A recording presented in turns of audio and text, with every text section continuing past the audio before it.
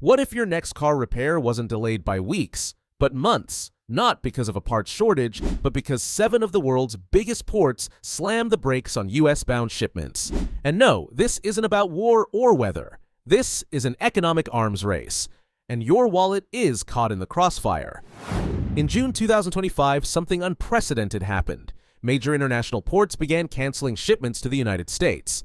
Not over security threats or natural disasters, but tariffs, economic warfare through trade. And while the headlines scream about iPhones and semiconductors, it's your car that's quietly getting dragged into the chaos. Let's start in New Jersey. Port Newark-Elizabeth.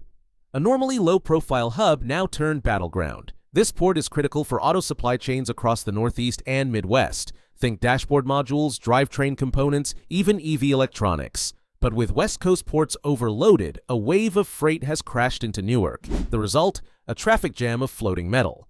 East Coast container volumes from Asia have dropped almost 18%, and when ships start skipping scheduled ports, known as blank sailings, the entire system unravels. One delayed container can mean thousands of vehicles missing vital parts. Distribution centers are scrambling to adjust inventories, but delays ripple down to local dealerships and repair shops. For every quiet port that suddenly goes loud, someone's repair project is about to hit a dead end. Now, jump across the globe to Yantian port in Shenzhen, China's powerhouse gateway to the US. This single port channels over 25% of US-bound exports. After a short-lived tariff truce, container bookings there exploded, up 277%. Sounds like a win, right? Think again. That sudden spike overwhelmed capacity. Long-term contract holders got priority, leaving smaller shippers, including many US aftermarket parts suppliers, locked out. That means critical car parts are stuck in limbo. And back on US soil, the receiving ports aren't ready. It's gridlock on both ends of the ocean. Manufacturers are trying to hang on until July when shipping conditions might ease up. But right now, auto supply routes are murkier than a midnight drive in dense fog. Let's pivot to Savannah, Georgia, the unexpected rising star of East Coast shipping. In 2024, Savannah surged past even New York and New Jersey in cargo volume. For auto suppliers, it became the go-to for engine modules and aftermarket kits. Sounds promising. Until you look closer. Blank sailings from Asia surged 20%, forcing cargo to reroute through Savannah. Initially, this made shipping cheaper, great for importers, but the surge exposed a critical flaw. The inland infrastructure just isn't ready. Rail yard backlogs, a shortage of truck chassis, and overloaded distribution centers turned a success story into a logistical nightmare. Plants in Alabama and Georgia that depend on steady supply lines are now watching inventories vanish. Production slows while repair shops and dealerships brace for empty shelves. Savannah may be rising bisan, but it's flying straight into a storm it may not be built to handle. And the West Coast? Once the undisputed titan of trade, now gasping for breath. Take Seattle and Tacoma. These two ports, united under the Northwest Seaport Alliance, once handled massive loads of industrial machinery and car components. But after a frantic March rush to beat the tariffs, shipping volumes crashed. In just a few months, cargo flows dropped 40%. Truck runs down 26%, rail loads down 35%. Blank sailings surged by a staggering 33%. Busy docks turned into quiet wastelands. Auto plants depending on Pacific shipments are now paying sky-high air freight prices just to stay afloat. Local truckers, the unsung heroes of America's automotive supply chain, are warning 2025's projections already look bleak. This isn't just a downturn, it's a wake-up call, one that's reshaping how and where the US sources its critical automotive components. Let's head south to the Bay Area, where the port of Oakland has quietly become one of the country's top 10 container hubs, and a lifeline for Western US automotive supply. This port surged during the pandemic when global shipping patterns were flipped on their head. Now, it's become a critical route for gearboxes, sensors, and engine kits that keep vehicles running in states like California, Nevada, and Arizona. But even as Oakland saw a modest uptick in inbound containers this year, warning signs are everywhere.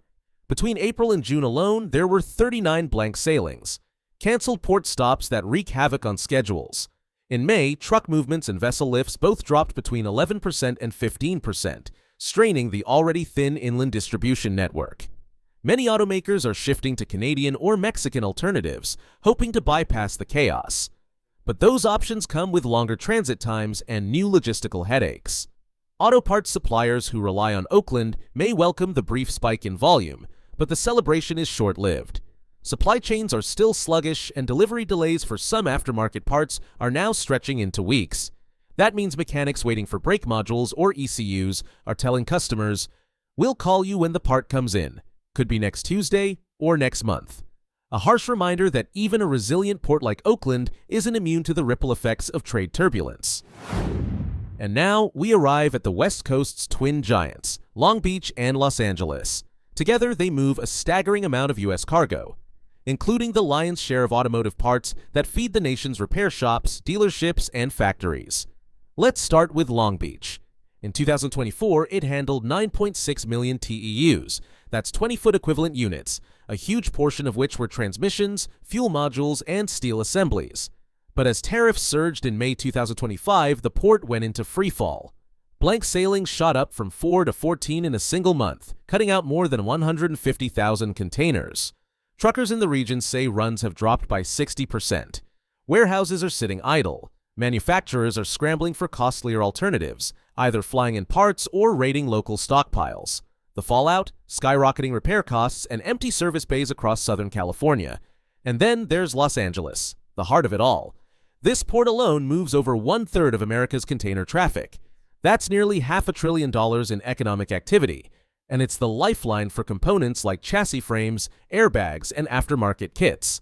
But May changed everything. Tariffs on Chinese auto parts hit an eye-watering 145%. As a result, daily vessel arrivals crashed from 12 to just 5. Blank sailings surged to 17, axing over 224,000 containers. Dock worker hours were cut in half, and parts shortages, especially for braking systems and sensor modules, began to hit everyone, from luxury brands to mom-and-pop repair garages. Even after a 90-day tariff truce dropped rates back to 30%, recovery remains uncertain. Port Director Gene Soroka warns that container traffic won't bounce back overnight. In the meantime, some automakers are resorting to air freight, burning cash just to stay operational. And for the average car owner, that could mean waiting weeks for a simple sensor, or watching repair bills climb as shipping costs filter down to the final price. So what's the bottom line? This isn't a storm, it's a systemic shock, one that's forcing automakers, suppliers, and mechanics to rethink everything, from sourcing strategies to stockpiling to logistics networks. And it all started not with a war or a pandemic, but with policy. From the container yards of Newark to the crowded terminals of LA, America's auto supply chain has hit a massive speed bump. And there's no clear detour. Not yet. How has this shipping crisis affected you? Have you had to delay repairs or wait longer for parts? Drop a comment below. We want to hear your story. Because this isn't just about trade routes, it's about the road we all share. Don't forget to hit that like button and subscribe to Global Pulse for more on the forces shaping our global future. We'll keep our finger on the pulse so you don't miss a beat.